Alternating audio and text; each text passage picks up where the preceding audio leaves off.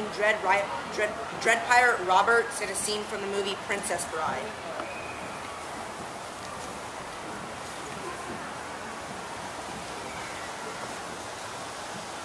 So it's down to you, and it's down to me.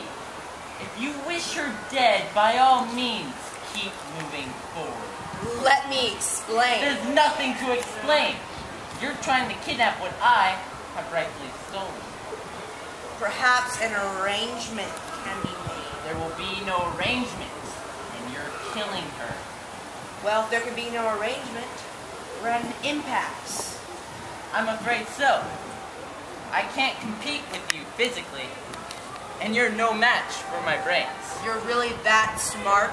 Let me put it to you this way. Have you ever heard of Plato, Aristotle, Socrates? Yes. Morons. In that case, I challenge you to a battle of wits. For the princess? To the death? I accept. Good, now pour the wine. Inhale this, but do not touch. I smell nothing. What you do not smell is iocane powder. It is odorless, tasteless, instantly dissolves in liquid, and is one of the most deadliest poisons among men. I see.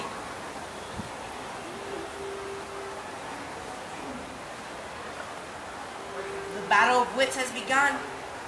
It ends when you decide and we drink, when we find out who is right and who is dead. But it is so simple. All I have to do is divine of what I know of you. Are you the sort of man who would put the poison into his own goblets, or the goblet of his enemies? Now, a clever man would put the poison into his own goblet, knowing that only a great fool would reach for what is rightfully given. I am not a great fool, so I can clearly not choose the wine in front of you. But you would have known I was not a great fool. You would have counted on it. So I can clearly not choose the wine in front of me. So you've made your decision then? Not remotely. Because iocane powder comes from Australia, as everyone knows, and Australia is entirely people to criminals, and criminals are not used to people trusting them, as you are not trusted by me.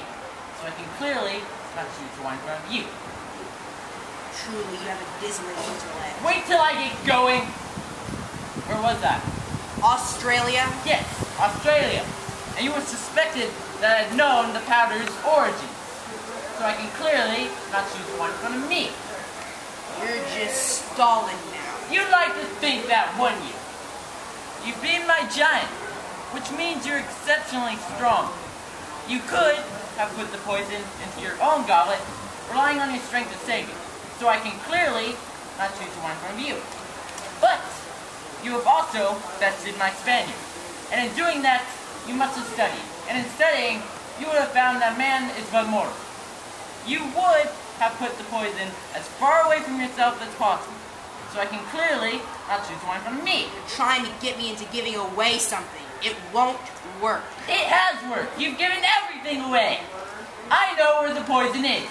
Then decide. I will. I choose. Wonder what could that be?